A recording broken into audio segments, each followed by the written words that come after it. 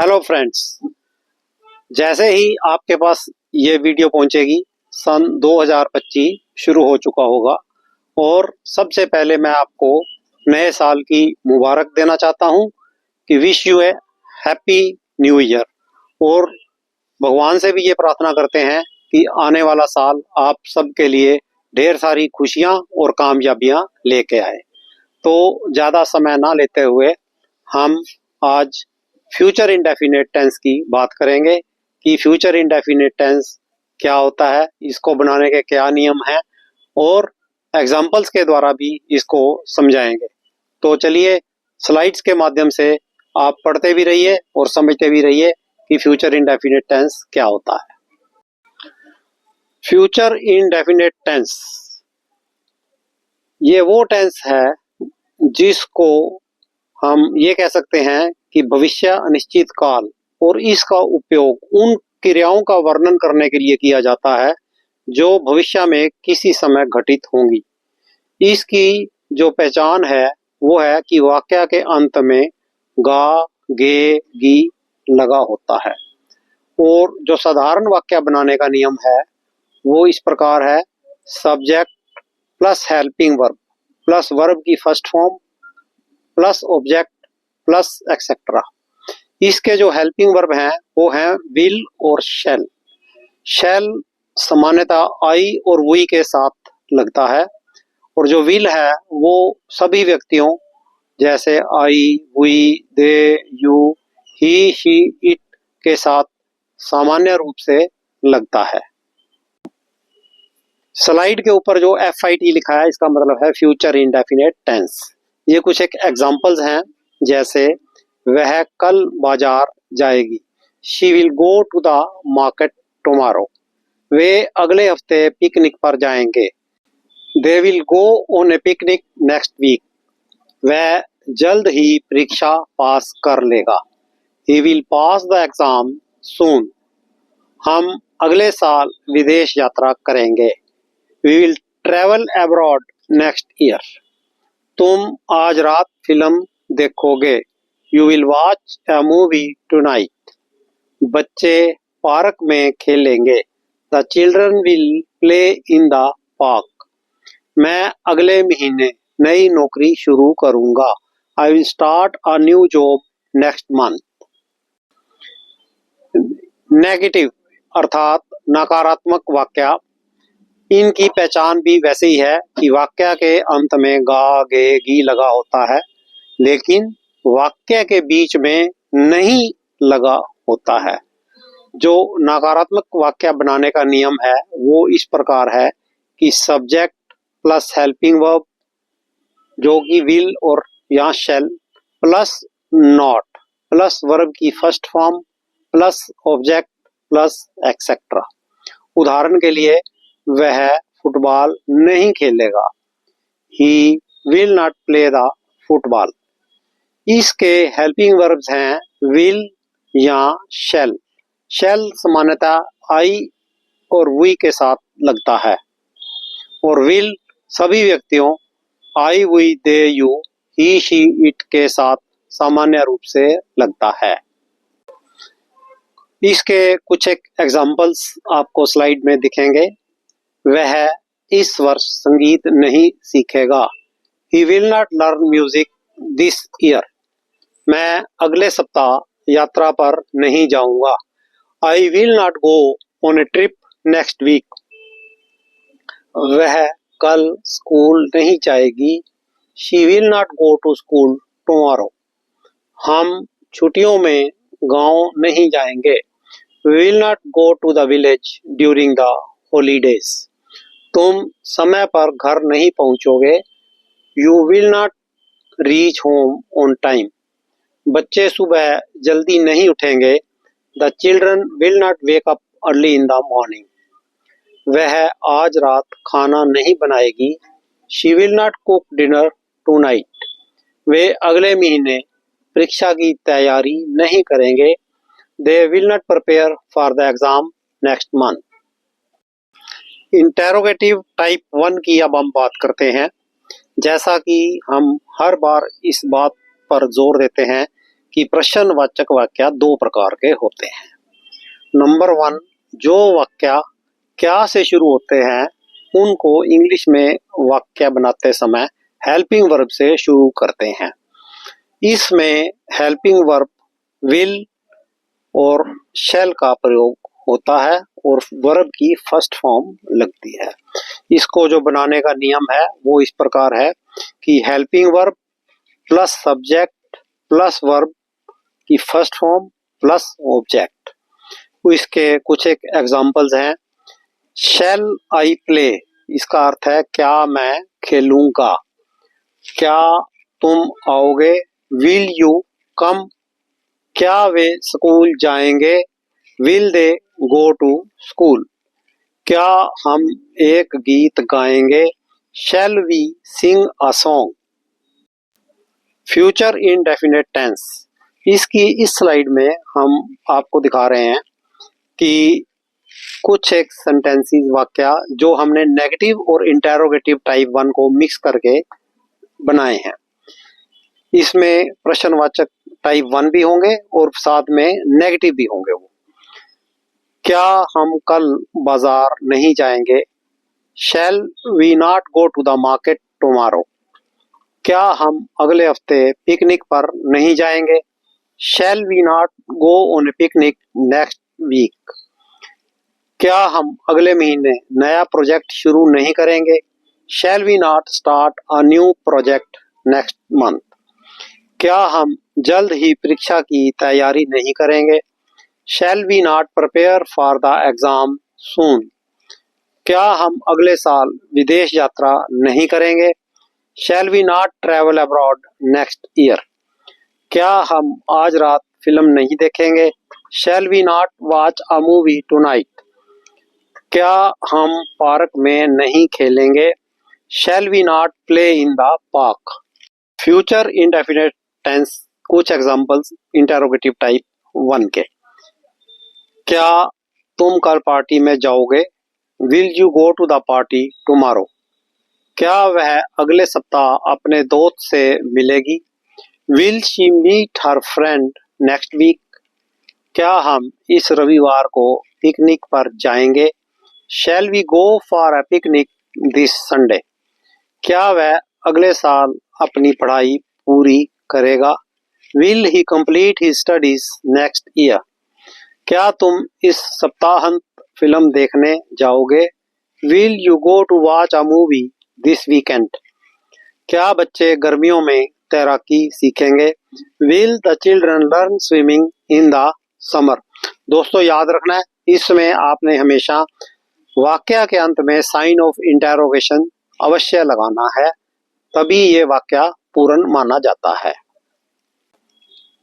Future indefinite tense interrogative type 2 जो होता है उस वाक्य के बीच में कब, क्या, क्यों, कैसे, कहां, कितना लगा होता है, तो वह वाक्य प्रश्नवाचक प्रकार 2 का होता है। इसको बनाने का नियम है कि हम सबसे पहले क्वेश्चन वर्ड निकाल लेते हैं। Why, when, where, who, how, इनमें से एक शब्द का चुनाव करना होता है। Plus helping verb plus subject plus verb की first form plus object plus etcetera plus sign of interrogation.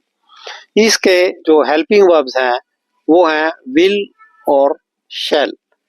Verb की फर्स्ट फॉर्म ही लगनी है, ये इंपॉर्टेंट पॉइंट है, इसको याद रखें। इसके जो एग्जांपल्स हैं जैसे वह नया घर कब खरीदेगा, when will he buy a new house. वह स्कूल क्यों नहीं जाएगी, why will she not go to school. वे छुट्टियां कहाँ मनाएंगे, where will they celebrate holidays. Interrogative type 2 के कुछ और एग्जांपल्स हैं। मैं अगले हफ्ते यात्रा पर क्यों नहीं जाऊंगा, why shall I not go on a trip next week. हम पिकनिक पर कब जाएंगे, when will we go on a picnic. वह काम कहाँ करेगा, वेयर विल ही वर्क। तुम पार्टी में क्यों नहीं जाओगे, why will you not go to the party. बच्चे कब खेलेंगे, When will the children play? वह संगीत कहाँ सीखेगा?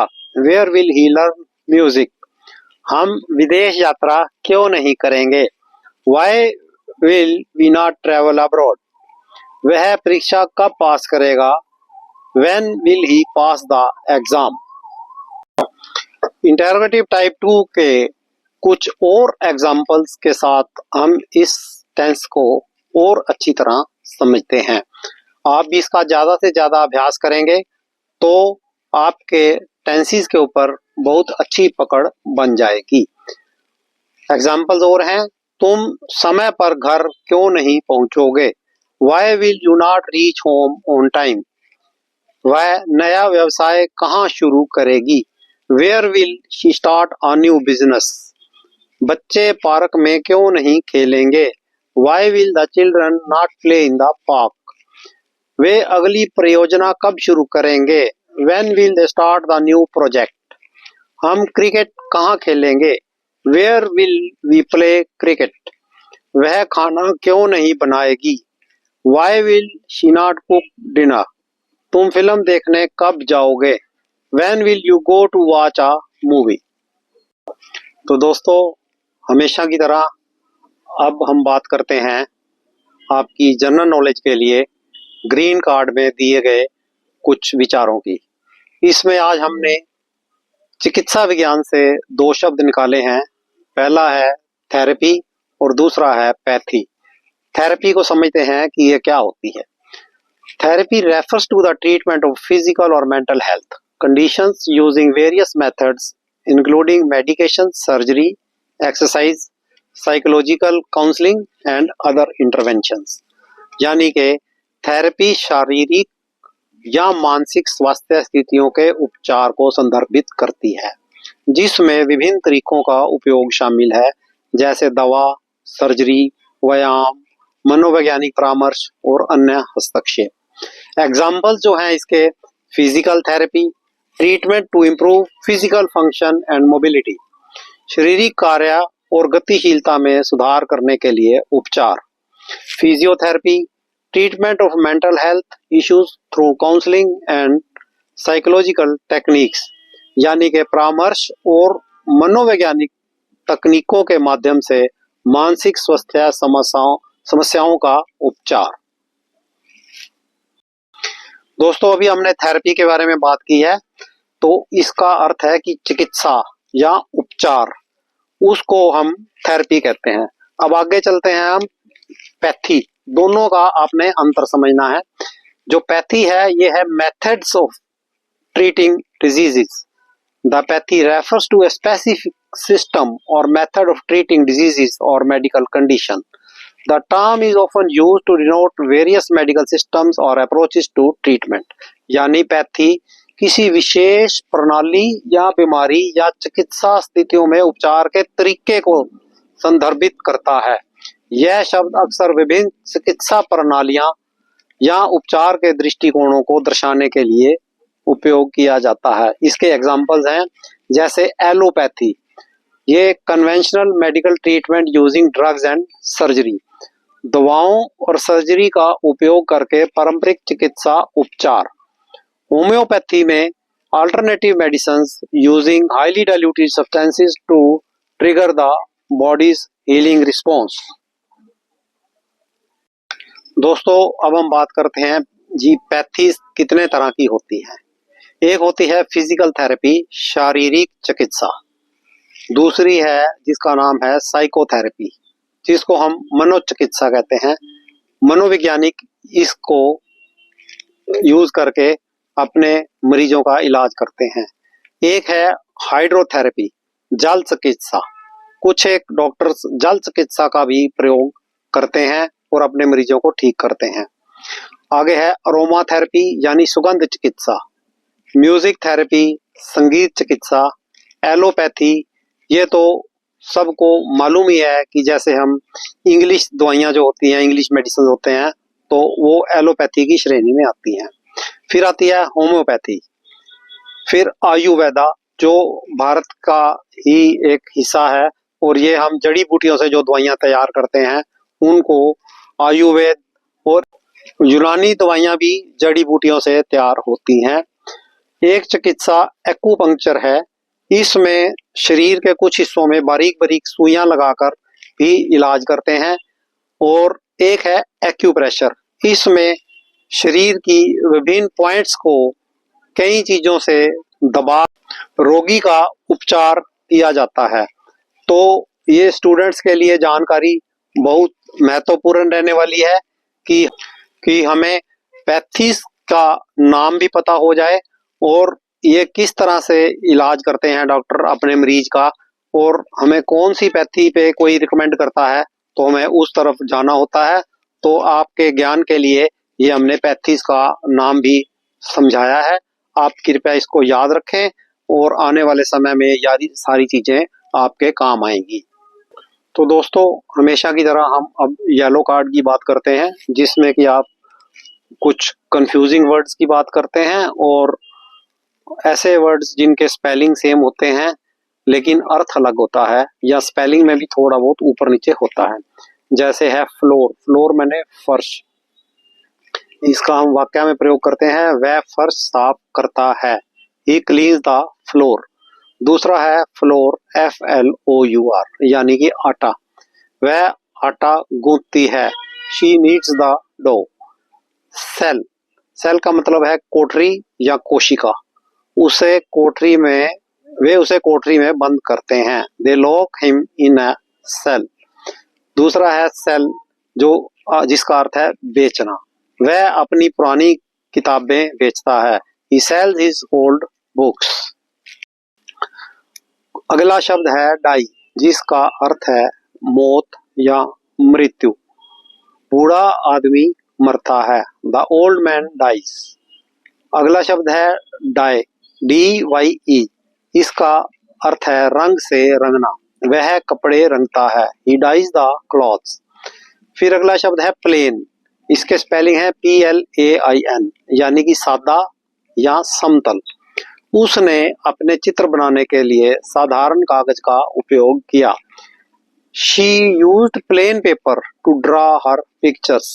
और आखिरी शब्द है प्लेन, PLANE, यानी कि हवा में उड़ने वाला वाहन। विमान उड़ान भरता है। The plane takes off. तो दोस्तों, ये था फ्यूचर इंडेफिनिट टेंस। अब आगे हम बात करेंगे फ्यूचर कंटिन्यूअस टेंस की। तो उसकी वीडियो हम 2-3 दिन के बाद उसको अपलोड करेंगे। तो मैं उम्मीद करता हूं कि आपको फ्यूचर इंडेफिनिट टेंस अच्छी तरह से समझ आया होगा। आप इसका बार बार अभ्यास करें, अपनी वोकैबुलरी को बढ़ाएं, ताकि जब भी आपको कोई भी वाक्य बनाना हो तो आपके पीछे जो वोकैबुलरी का भंडार है वो भरा होना चाहिए। जितनी आपकी ज्यादा वोकैबुलरी होगी और टेंसेस बनाने के नियम आपको सारे आ जाएंगे, तो आपको वाक्य बनाने में बहुत आसानी हुआ करेगी। और आप हर चीज, कोई भी टॉपिक पे लिखना है, एस्से, लेटर, स्टोरी, ये आप अपने आप बना पाएंगे।